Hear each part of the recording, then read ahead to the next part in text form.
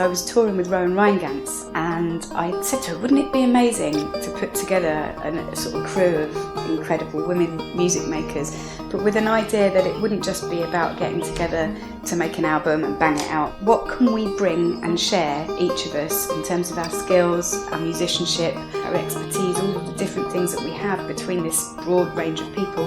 How can we bring those things together and share them so that everybody gains something out of it? So Songs of Separation is about connection. Take the road less traveled by.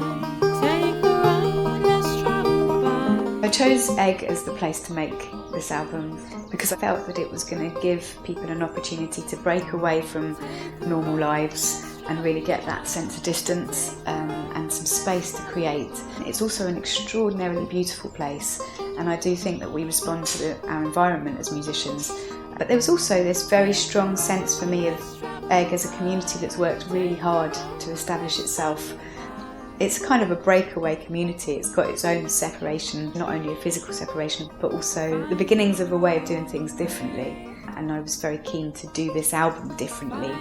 There was a real sense of like shared responsibility, like we all knew that we only had this short amount of time to make this thing, and everyone was just kind of on it, and there was so many ideas, and there was loads of material that, you know, was surplus. Like there was more ideas than made it onto the album as well. Yeah. It was just a total melting pot when we were there. In my memory, it's just this amazing, like a little special vignette of amazingness.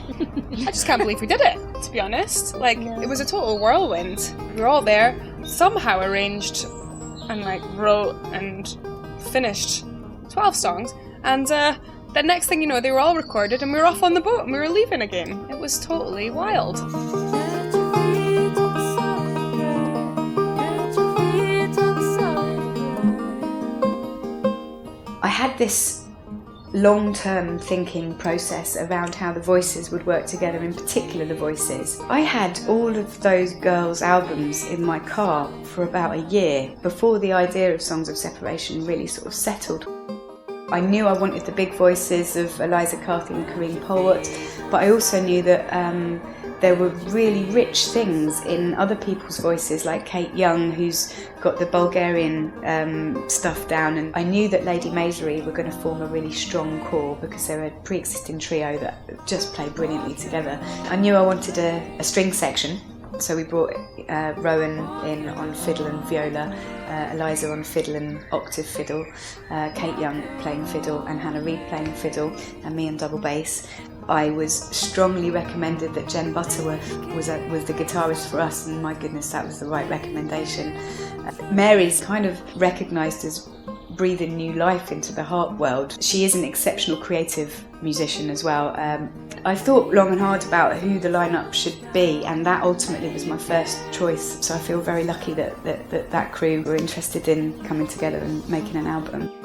One quite big aim of the project right from the outset was to try and connect these two scenes. The Scottish scene and the English scene sit really closely to each other geographically, but are very separate. We've all made so many amazing connections because just found this whole treasure trove of amazing musicians. The Scottish world and the English world, and it's so nice to now be it all kind of tied together so beautifully.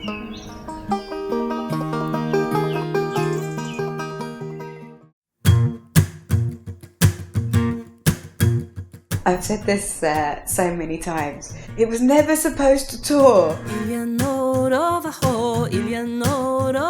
The project was conceived to be a 6-day residential process, and we just would burn 1,000 copies of the album and sell them online. But on the boat, on the way back from Eigg, we'll, looked at each other and said, well, hang on a minute, we've got something here. We got together for this really, really intense period. We didn't even really listen back to anything. And then we got off the island, and a few weeks later actually listened to what we recorded, and we were like, oh my God, it's turned out so much better than any of us could have possibly hoped. From that grew the first tour in January, which was entirely sold out. And then from that grew a May tour. Also, we went to Wales in June, and it was incredible. Bar one, all of the gigs have sold out. By the time we came to the gigs, we were just so excited about sharing it with everyone. It just grew itself. I remember the first gig, the first song was Echo Mock's The Corncrake, which is the song that Corinne sings. Corinne starts off solo and then everybody comes in on the chorus. I remember that moment when everybody around came came in with this tribal call, and everyone was in, and it was like, oh, this is amazing.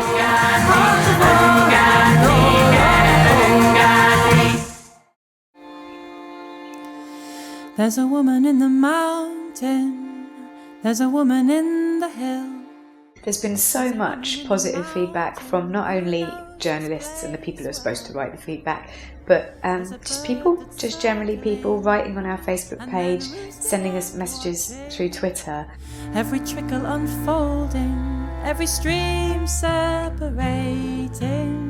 We're getting quite specific feedback from audience members as well, things that you don't get at a lot of gigs. People coming in sort of specifically thanking us because they've been waiting to see a band of 10 really strong women on a stage together, and I thought that was really special. Each of the songs has a specific audience. People have commented on the Facebook page on specific songs and how the song has helped them or made them feel. That's why we make music. It's not for record sales. We make music to communicate something, something to do with the things that we share, and that's why music resonates with us.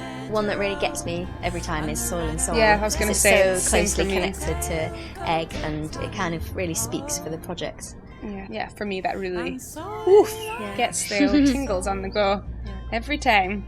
Soul and sea, what will we leave when we leave? Songs of Separation isn't just about making the music and standing on stage, because whilst that feels important to us as musicians, there's a whole world of other socially valuable things that we could be doing.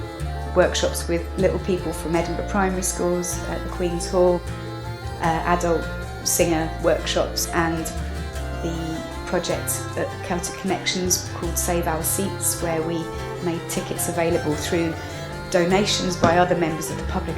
So there were all of these kind of additional elements as well as making the music. So Songs of Separation was about doing things differently. It really has exceeded all expectations, because I wouldn't have imagined that we could have got it on the road and been out and played to so many people. Putting something like this together, it was such a massive undertaking, but we pulled it off due to Jen's hard work, but also everyone really pulling together, and kind of gives you a lot of confidence that these things can be done. Everybody was on it, everybody was committed. I guess I've learned if you work hard and think laterally or think a little bit differently to the norm, you can achieve huge things that you weren't expecting. It can be done. There's a woman in the mountain, there's a woman who's dying. She loosens her grip and this whole island slips away. Songs of Separation isn't really about separation.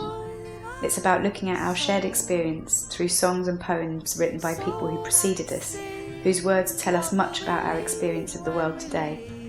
Whilst the songs explore the many different types of separation we experience through our lives, from the personal to the political, it's with a view to reminding us how similar we are. Songs of Separation looks back through time and across borders and barriers that we find in our world today to remind us that we're all so much more connected than we seem. And what will we leave when we